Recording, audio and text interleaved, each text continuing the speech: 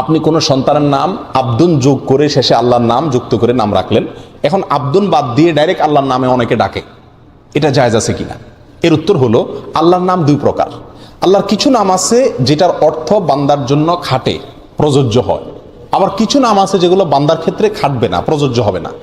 তাহলে যেই সমস্ত নাম আল্লাহর যার অর্থটা বান্দার জন্য প্রযোজ্য হবে না, খাটবে না, সেই সমস্ত নামের ক্ষেত্রে আব্দুন ছাড়া মানুষকে ডাকা যাবে না।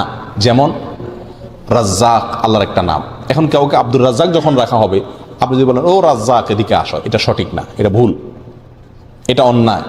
কথা বুঝে আসছে? কারণ রাজ্জাক এটা কোনো মানুষ হতে পারে না। আল্লাহর একটা নাম হলো খালেক, খালেক কোনোদিন মানুষ হতে পারে না, আল্লাহই খালেক শুধুমাত্র। অতএব আপনি আব্দুল খালেক রাখলে ও খালেক এটা বলতে পারবেন না, আব্দুল খালেকই বলতে হবে, আব্দুল বাদ দিয়ে ডাকা যাবে না। কথা বুঝে আসছে? আল্লাহর একটা নাম আছে আল আহাদ, একক।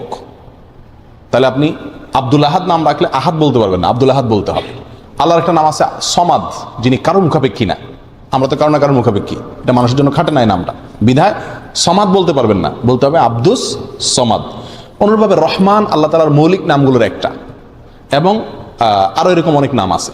এই সমস্ত নামগুলো যেগুলোর অর্থটা বান্দার ক্ষেত্রে কি হয় না, মানুষের ক্ষেত্রে ফিট হয় না, সেই সমস্ত নাম শুধু ওই নামে মানুষকে ডাকা যাবে না, তার সাথে আব্দুন যোগ করে ডাকতে হবে। আর যে সমস্ত নামের অর্থটা বান্দার ক্ষেত্রেও খাটে, যেমন রউফ, রহিম মানে দয়ালু, মায়ালু। তো মানুষের ভিতরে দয়ালু মায়ালু আছে, আল্লাহর সাথে মানুষের দয়ার কোনো তুলনা চলে না, কিন্তু মানুষকেও মায়ালু দয়ালু বলা যায়। সেই হিসাবে আপনি কারোর যদি বলেন রউফ, রহিম, ঠিক আছে, এটা চলবে। কারণ কোরআনে আল্লাহ তাআলা স্বয়ং রাসূল আকরাম সাল্লাল্লাহু আলাইহি সাল্লামকে বলেছেন রউফুর রহিম। সুতরাং আল্লাহর যে সমস্ত নাম মানুষের ক্ষেত্রেও খাটে যার অর্থ, সেই সমস্ত নাম মানুষকে আব্দুন ছাড়াও ডাকলে গুনাহ হবে না। আর যেগুলো মানুষের জন্য খাটবে না, সেগুলো আব্দুন ছাড়া ডাকা কি হবে? গুনাহ হবে, জায়েজ হবে না। এই জিনিসটা আমরা খেয়াল রাখার চেষ্টা করবো ইনশাআল্লাহ বিইذনিল্লাহ।